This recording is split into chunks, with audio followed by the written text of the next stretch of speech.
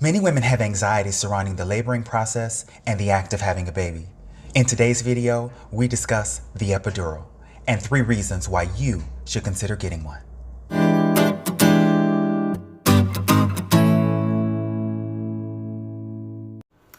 Hey guys, Dr. Bobby here. I am a board certified anesthesiologist, and listen, on this channel, you already know, we talk about all things education, motivation, and personal finance delivered in an easily understood and relatable fashion. And today, we are coming to you loud and live from the operating rooms. More specifically, we're coming to you from the obstetrical operating room. So in here, you typically will have patients who are having C-sections or vaginal deliveries if they are complicated.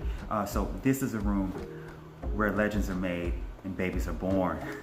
So listen, in this video, we're going to discuss 3 reasons why you should consider having a labor epidural the next time you find yourself in labor. So I think it's important for me to also say that this video is by no means a comprehensive video about the indications or contraindications of getting an epidural, nor is it a video advocating the use of epidurals if it's not a part of your birthing plan. It's really just a way for you to understand the reason why anesthesiologists present you with the option of getting an epidural. But ultimately, the decision as to whether or not you choose to get an epidural is really up to you as a patient. So first, it's probably important for us to give a definition of what exactly an epidural is. It's essentially a catheter that is placed outside of the dural sac. And the dural sac is the area where the cerebrospinal fluid and the spinal nerve sit.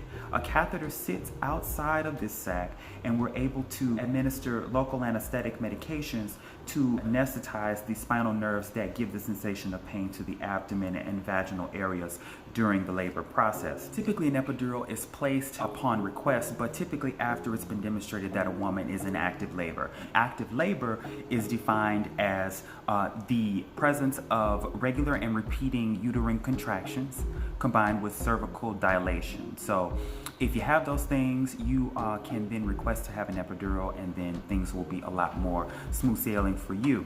So for the purposes of this video, I won't go into the specific act of placing an epidural, but please, for the love of God, understand that having an epidural is not as complicated or nearly as dramatic as you're probably making it out to be in your mind. And I promise to do a video on exactly what you can expect for that process at a later date.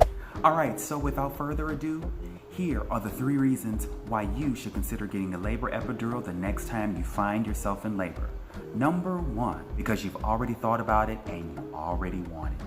So there are a lot of ladies who have already went through the mental aspects of deciding that they'd rather have less pain during the delivery process and decide that they want to remember the process, and they've made a conscious decision over the course of their pregnancy that they would like to have an epidural as a part of their birth plan, and that is completely fine. There are some women who are on the fence as it relates to whether or not they would like to have an epidural, and that's completely fine as well. But if you find yourself during the labor process deciding that you don't want to feel as much as you are feeling, it is perfectly okay for you to say, I want an epidural.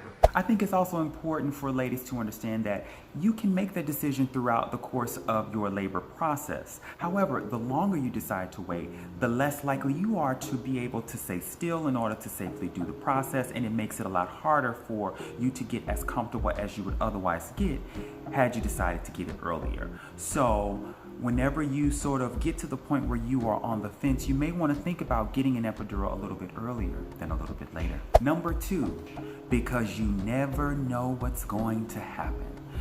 Labor and delivery is a very interesting place, meaning that many different types of things can happen here. You can be doing fine, your baby can be doing fine, and then the monitor can change.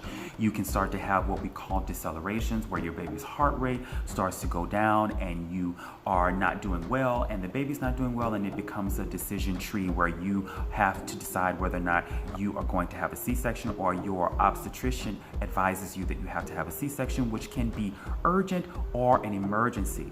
And if you find yourself in an emergency situation and you don't have an epidural already, when you get in the operating room, you are now faced with the strong possibility of having a general anesthetic, which puts you as an expectant mother and your baby at different types of risk that you would otherwise not be at risk for if you had an epidural pre-procedure. And it would be remiss for me to not really go over very quickly what those risks are as it relates to having a general anesthetic on an operating room table without an epidural. As a pregnant woman, you have decreased tone in your esophagus, and you have an increased likelihood of having gastroesophageal reflux, which puts you at an increased risk of having aspiration. So quite naturally, in order for me to give you medicines that cause you to be completely asleep, we have to place an endotracheal tube and put you on a ventilator.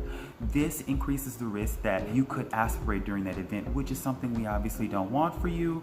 There are airway changes as it relates to pregnancy, which I won't go into specific depth with, but you have a higher likelihood of being a difficult airway. And by difficult airway, I mean that it's harder to place the endotracheal tube. It's harder to place the tube in your windpipe, which can put you at a significant risk of having complications. When we give you medications that cause your unconsciousness, it increases the likelihood that your baby will be more lethargic and more sleeping and possibly would have to have respiratory assistance upon birth. These are all reasons why we, as anesthesiologists, would prefer for you to have an epidural. The whole point of this video is really to ensure that you are armed with information so that you understand the reasoning behind potentially getting one. And that reasoning goes far beyond just your comfort. In addition to potential airway changes and the risk of aspiration and the risk of medications affecting your baby, there is also a risk that having a general anesthetic can make your uterus tone less and increase the risk that you could have peripartum hemorrhage. So as you can see, the risk profile for having a general anesthetic for a cesarean section is pretty high relative to that of an epidural. And so that is the reason why a lot of anesthesiologists will come and talk to expectant mothers who are showing signs that they may potentially need to have a C-section beforehand, so that we can explain those risks, ensure that we have counseled you on the best way to decrease the risk for you and for the baby. And the third and probably most important reason why you should think about having an epidural would be so that you have a more memorable experience. Obviously, being in pain is not fun for anybody. Having a working epidural would provide expectant mothers with the opportunity to be able to remember a lot more of the experience with a lot less trepidation and a lot less negative things around the experience. More specifically, just because you can actually actively remember the process and not all of the pain associated with it. So, in summary, feel free to get an epidural if, number one, you've decided as a part of your birth plan that you would like one, or if you decide that any time during the process you are tired of feeling what you're feeling and you want to feel better. Number two, if for some reason during your labor you are told that you may need to have a C-section. And number three, consider getting an epidural if you would like to ensure that you have pretty positive memories of the experience and not as much memory about the pain that you're going through. Listen, I hope you have found this video to be equally informative and entertaining. Listen, if you like content like this, please feel free to hit that subscribe button, like and share the content. Please also leave me a comment. Let me know exactly what we're doing right.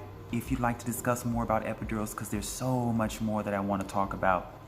Now listen, I'm on call today, so I gotta go. I've had fun with you guys. I'll catch you on the next video. Peace.